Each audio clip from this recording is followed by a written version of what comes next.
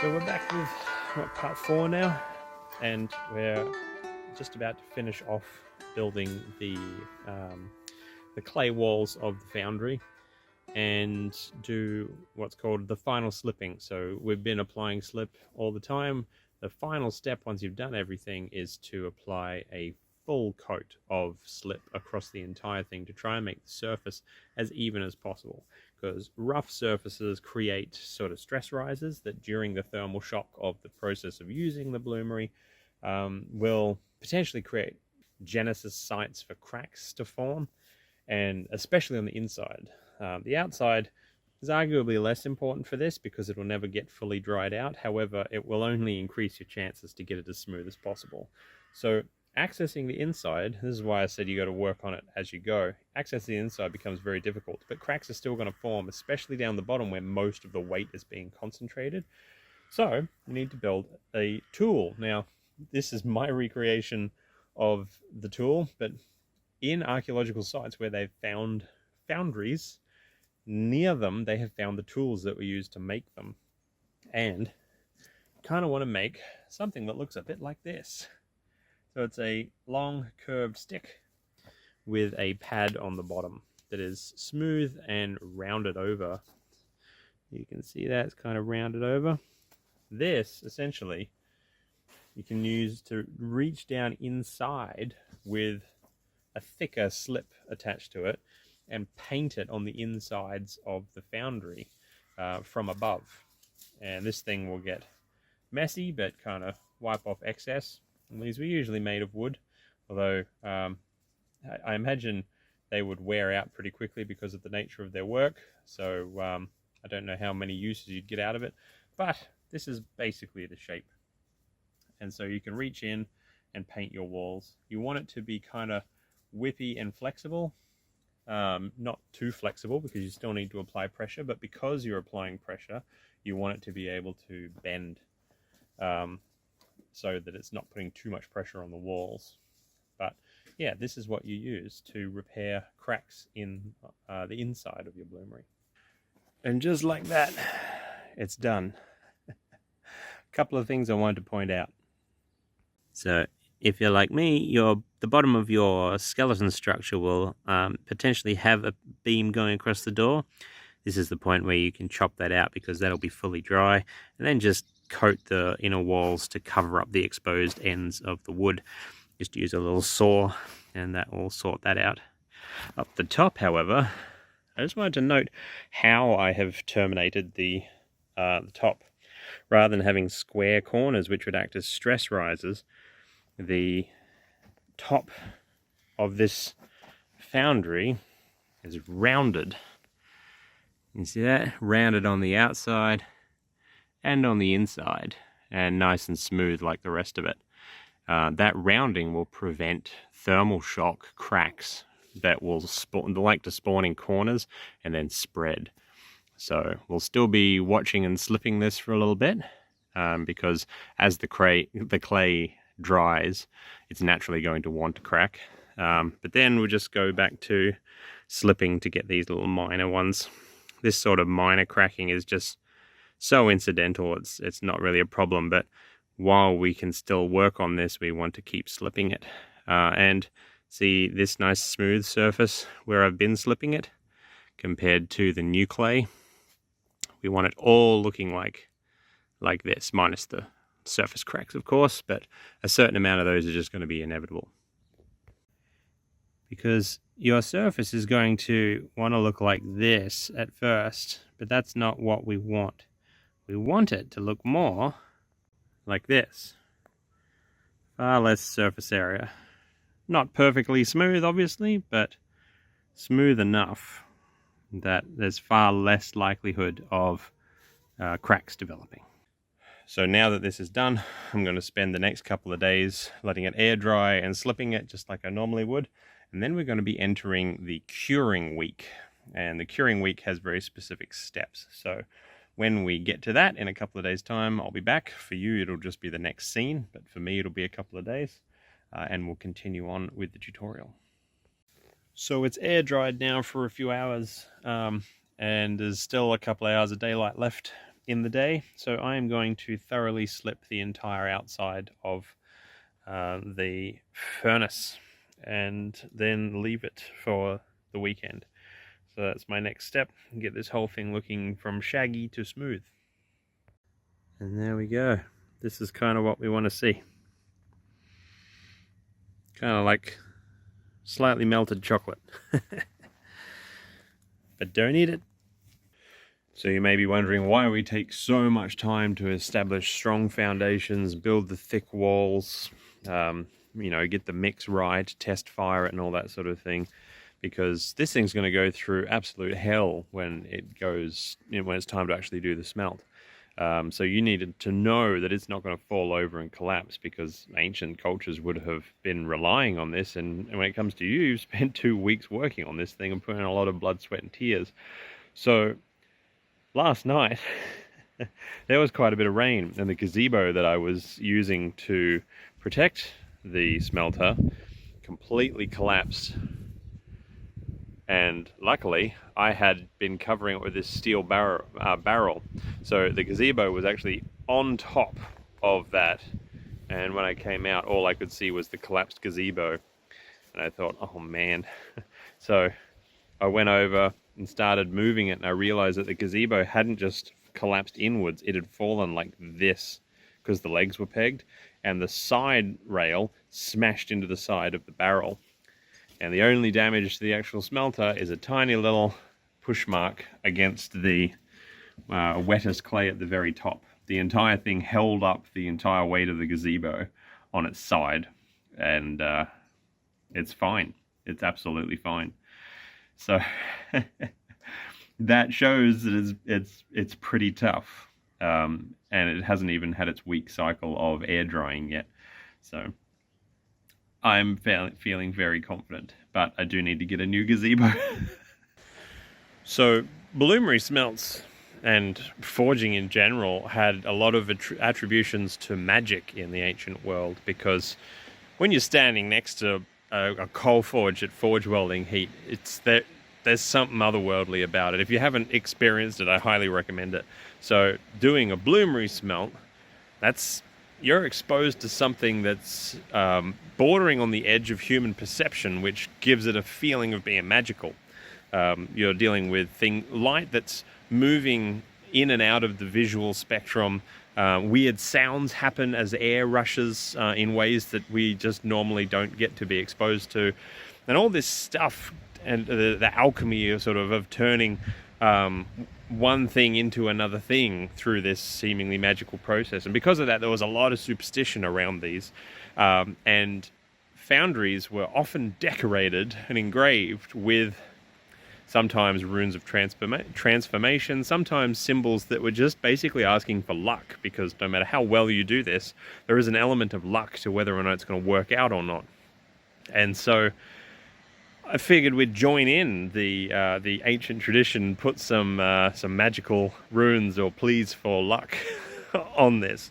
We're going to go with the Roman tradition in ours and appeal to Vulcan, the god of fire. So he was usually a patron of forging types, that's metallurgical workers.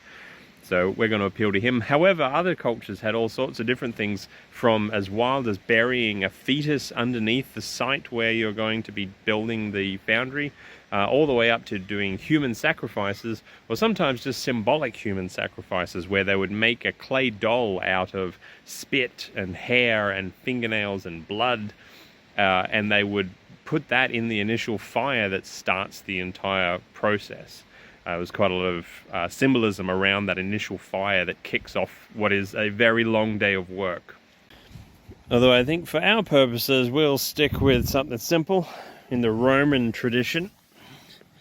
And we will put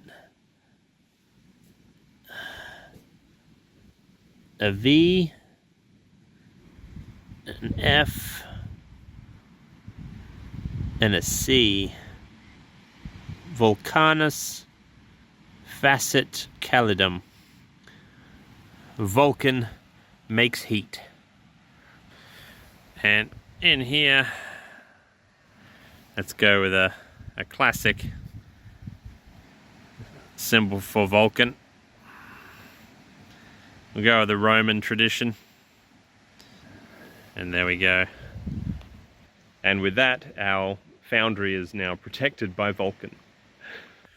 So I thought I'd give you some more information regarding crack management, because it will crack as it dries. Because remember what we talked about, when clay is moist, it expands, and when it dries, it shrinks. And because this is a donut, as it shrinks, it's going to be shrinking around this axis, not so much this axis. So there will be a little bit of this, but gravity will be compacting it as it goes down. So you shouldn't see many horizontal running cracks. If you see long horizontal running cracks, it means you haven't gotten good layer adhesion. But if you've done things right and you've followed my instructions, you shouldn't get those. But you will see a lot of vertically running cracks. And the vertically running cracks are simply because the donut is trying to shrink, but it's got a structural skeleton inside. So you're going to see splits as it shrinks. That's why the slipping is so important, because every time you slip, you're adding clay in, and it's shrinking to fit the size that it wants to be when it's dry, but you're filling in the gaps that form. So what you really only want to be concerned about is catastrophic cracks. So what do I mean by catastrophic cracks?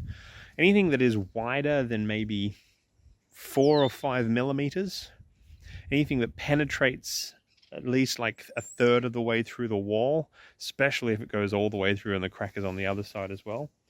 And anything that's sort of ladder patterned or multiple cracks running parallel to each other in a small area, that sort of thing's really bad.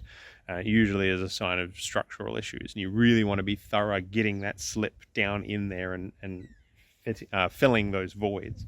This is why our skeleton structure of the saplings is super important, because it's holding everything up.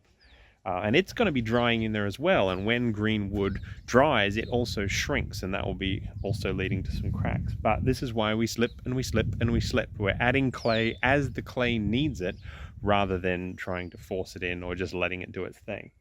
So eventually it will settle into the size it wants to be when it is leather hard. We just might need to add a little bit of clay to help it get there without being full of cracks, basically. So don't worry about the little cracks, just treat them as they happen, like we talked about. Worry about catastrophic cracks, and that's how you can identify them. Catastrophic ones means there is a problem, especially if they're horizontal. You really need to, unfortunately, that's sort of a really bad sign if they're running horizontal. It means that you have not adhered your layers together. Because once you stack two pieces of wet clay next to each other, over time moisture travels between them and they homogenize. So if it hasn't done that, that's when you get the horizontal running cracks. But vertical ones, it's just because it's a donut shape. It's a tube, and so it's going to get stress relief cracks as it settles. And that's not a problem, not something you need to worry about. The main thing is you want to let it dry evenly and not too fast. So even just sunlight hitting it is enough to warm it 10 to 20 degrees Celsius hotter than the ambient temperature. And that means that one side of it is going to be evaporating moisture faster than the other, and that's going to lead to those cracks, and sometimes very bad ones. So if there is sun on it, like right now I don't have anything on it because the sun is now behind the windbreak, and so because it's behind the windbreak, it is in shadow. And because it's in shadow, that's a really good time to let it completely air dry. But if there is sun on it, get your damp towel, not wet, but damp towel, and cover it on the sunward side. And that will even out that temperature differential, because the damp towel will cool the side that is being warmed by the sun. And you will balance it out, and you would be amazed at how little cracks form under that damp towel. If you had any doubts about how much the sun speeds the drying process, you can see the steam rising off the clay if you look closely enough, and that is warming it too fast. So we'll use a bit of shade and put a fan on it instead. Now you want to air dry it for 7 to 10 days. The longer the better. If you can go for 10, go for 10. If you only got 7, go for 7. But the slipping process you don't want to do for the entirety of that time. Do it If you're going 7 days, do it for the first 2 days. If you're doing 10 days, maybe go for the first 3 days. Slip it during that time. But maintain your sun discipline, your wind discipline. Don't let one side dry faster than the other side if you can help it. But don't keep addressing cracks for the rest of the drying time. Wait until the end and then fix anything that pops up or has popped up at the end, with the exception of chonky cracks. If big ones turn up, yeah, definitely address those as they happen, but all the little mini spiderweb ones, just let them happen. During the latter part of the drying cycle, you want to be introducing as little moisture as possible. We want to focus on getting rid of moisture. So just let the spiderweb cracks happen, just address the big ones, and then wait till the end and go through and do the final addressing right before you start firing. Focus on outside ones. Inside ones, sort of leave it be as best you can, because that's going to be getting the most intense heat when we fire it. So it may be 7 to 10 days of drying, but only 2 to 3 days of actually treating cracks, except the big ones. So it's totally unrelated to our process and what we're doing, but I thought I'd share an interesting little bit of history about iron and steel production throughout the world, because what we're doing is kind of like a homogenized bloomery, and that sort of technology more or less existed from around sort of 1200 BC all the way through to essentially the 1600s in some parts of the world. And it was a reliable way of making iron, and it got refined a hell of a lot by a lot of different cultures to be able to straight up make steel out of it or industrialize the process a little bit more. But more or less, the bloomery process was how it was done. And you even look at, like, most people know the Tatara method to make tamahagane in Japan. That's essentially a big bloomery. It's sort of, instead of a cylinder, it's more of like a big rectangle with like a sarcophagus of coal. Essentially the same process when you really distill it down. But in other parts of the world too, sort of Europe and Japan and Scandinavia, that sort of area that we're kind of homogenizing for our process, think of that time scale, 1200 BC to 1600 AD, for more or less the same process until it was industrialized. In the 1st century AD or CE, during the Han Dynasty in China, they had the technology to fully industrialize this.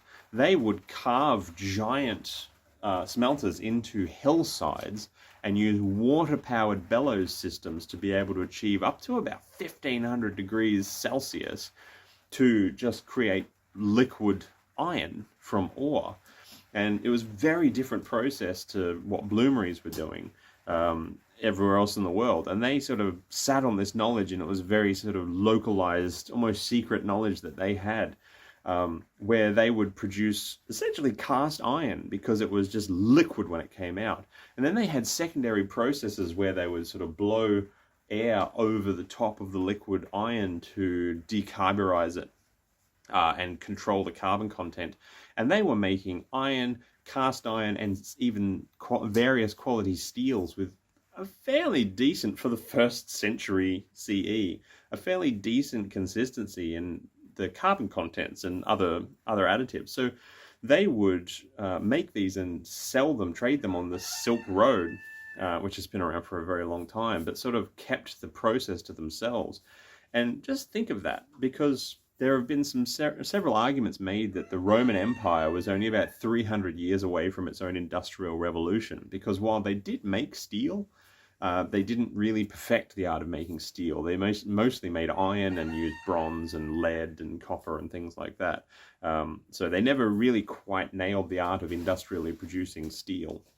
But by the time the Roman Empire had fallen and everything had sort of gone to pot, the Chinese had already perfected this technology for hundreds of years, which is wild to think of, because even the first evidence of crucible steels, which produced incredible quality small batch steels for the time period, were coming out of India around 3rd to 5th century CE. And the Chinese really were on top of it compared to the rest of the world. And I thought that was pretty interesting.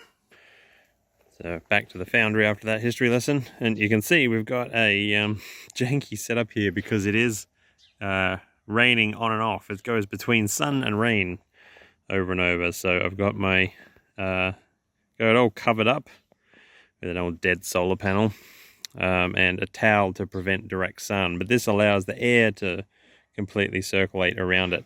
And I wanted to show you something that you want to look for in yours. See if I can pick it up on camera here. The water content is going to be traveling up like a wick. And you can see this happening here. So this side part down there, the bottom 2/3 is actually a paler color than the top. And this whole thing's been slipped. You saw that before, but as it's drying out, the surface is getting drier and it's getting a little bit more mottled, and you can actually see that moisture wicking up to the top. That's a good sign. Eventually we want the whole thing to kind of look as crispy as it does at this very bottom part here. Very pale, very dry, very flaky. We're going to get that all the way up to the top. All right, so that's the scary part over. The last slip before just letting it raw dog the air for, what is it? So today is Tuesday, so Wednesday, Thursday, Friday, Saturday, Sunday, and then I'm going to give it Monday as well. So 6 days of just air. No fixing the cracks, no slipping, just air. So what cracks form will form, and we'll see how it goes. So the weather today is pretty shit. The sun comes out in little bursts, and then it's back to rain again. But tomorrow's looking good. So tomorrow will be the next bit of footage, and we'll go and collect our ironstone. I'll show you how to identify it, and we'll talk about how it forms, etc. And we'll basically get it up here ready to move on to processing it probably in the next episode. But yeah, that should be a good way to round out this episode. Ready for the next one, because there's a solid week to 10 days of drying that the foundry needs to do, and we've got a lot of work to do in the meantime. The next day. Well, today is a much, as you can see, better weather day, and so I think it's a good chance to go and get some ironstone. So ironstone forms in, all across the world. In any temperate location that you are likely to find, you will find ironstone. So this is something that you yourself should be able to find. The main place you're going to find it easily is farms. Where there is arable land that in temperate regions, there tends to be ironstone everywhere. And farmers hate it because it's filled with hematite and sometimes magnetite, which is very hard. And when you're trying to plow a field, these ironstone nodules form underground, and your plow blades will just ram into them and tear and chip, and it's not good. So farmers tend to pull them out when they find them, and usually will line dams with them. So any larger farms nearby, bring a case of beer and say, hey, do you mind if I grab some of the ironstone that you may have pulled out and stuck around your dam? And they'll probably let you take it. So how do you identify ironstone, you might ask? Well, it's actually pretty easy to distinguish it from other stones. Here is a really good example of what to look for. Notice all these little black spots all the way through it? That is actually the ore poking through. And all the browner stuff is going to be your aggregate and other things that it is encased in, which we'll talk about in a second. But see how the surface of this one's smooth? It's because it's quite small. As they get bigger, they start getting kind of weirdly porous, with these little holes pockmarked all over it. And that's because they've literally been rusting away. The magnetite and hematite are kind of a sort of rust, and they will degrade over time, leaving these pockets in the outer surface of the rock. So once you've got something that you suspect is ironstone, you can then break it open to test it. And the best way to do that is to pick it up and throw it at another ironstone, and they will break apart pretty easily.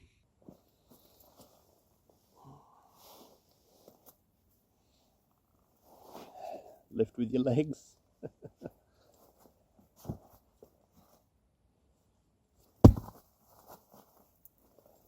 When it splits in two that easily, it's another damn good sign that you've got ironstone.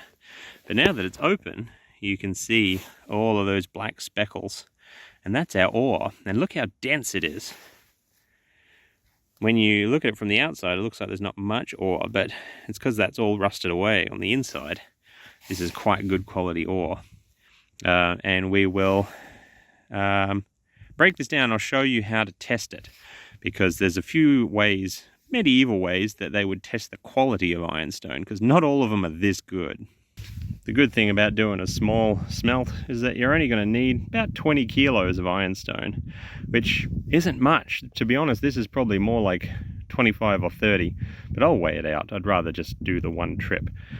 So time to load this up, and we'll see how we go. So how does ironstone form? Don't worry, I'm driving on the farm, not on roads. So ironstone forms because water sort of, if ever you've seen a frost, that's not water coming from the sky, that's water being pulled up through the ground.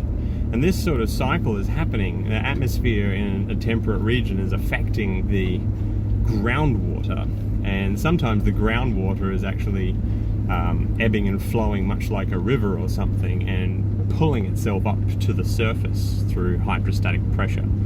And as that water moves up through the earth, upwards, it brings minerals with it. And if you're in an area that's rich in iron, and let's face it, much of the world is, it's a very common element, it tends to congregate together. And you get usually a sort of a focus mineral, which is sometimes gold, by the way. Sometimes in the middle of ironstone there is a little nugget of gold. Not much, but sometimes. More in some parts of the world than others. And that sort of catalyst element that's in there will have the iron sort of alloy to it, or stick to it in some way. And iron attracts iron, so it builds up and builds up and builds up. But while it's building up, it's dragging with it other materials that are around it. So sometimes clay-like stones, sometimes quartz, things like that. And that creates this sort of rock, which geologists call a nodule rather than a rock so much. Because it isn't really a stone, it isn't really a rock, it's something else.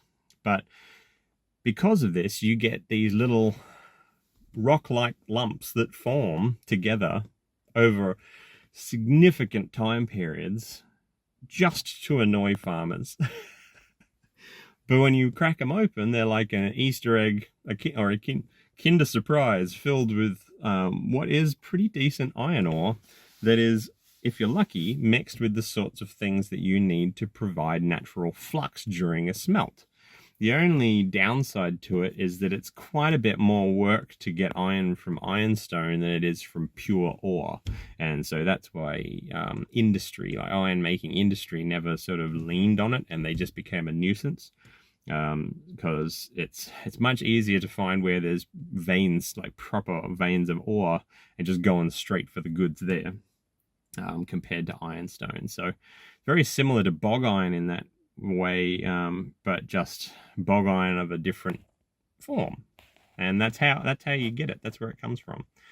And if you are in a temperate region of the world, like obviously if you're in an extremely alpine area, or if you're in a desert area, then you're not likely to find ironstone. But if you're in a place where the water table tends to move a lot, you're in a place where there are natural floodplains, or if you're near waterways where there's lots of clay sodden soil, you are very likely to find ironstone. It's very common the world over. So go out looking for it. And if you know a farmer, or you know where there is a farm and you want to do this, take a nice bottle of scotch or a case of beer or something, and ask. If they'll probably let you take it. With that, we've got the ore home, and I was going to start filming a little bit of the ore processing procedure, because there's there's work to be done, but there's also some science that we're going to do, medieval science. I'm going to show you how medieval smiths would have tested and gauged the quality of the ironstone, because not all ironstone are created equally. So to know that you've got a good one, they had tests that they would do that used a little bit of chemistry and a little bit of physics, which they wouldn't have fully understood, but they would know that it worked. And so, keeping things in theme to being medievally accurate, we're going to do those tests. However, I figure I'll make the next video, because I'm trying to keep these about half an hour-ish, because so many people complain that my videos are too long. Shame on you. My next video will be entirely about how to test and process and prepare your ironstone for the smelt. So I'll pretty much start filming that one right away, and we'll dive into it in the next video. So hopefully only a few days away. But obviously, Patreon supporters get to see this stuff first, a good day or so before anybody else does. So if you want to help support more shenanigans like this and more educational content, consider joining my Patreon. The links are in the description below. Big thank you to the people who already do support, and thanks again to Kevin, the legend, who actually commissioned this entire crazy build. Anyway, I'll see you guys on the next video. Thanks again for following along. Hope you're finding this interesting. And yeah, the journey will continue. Bye for now.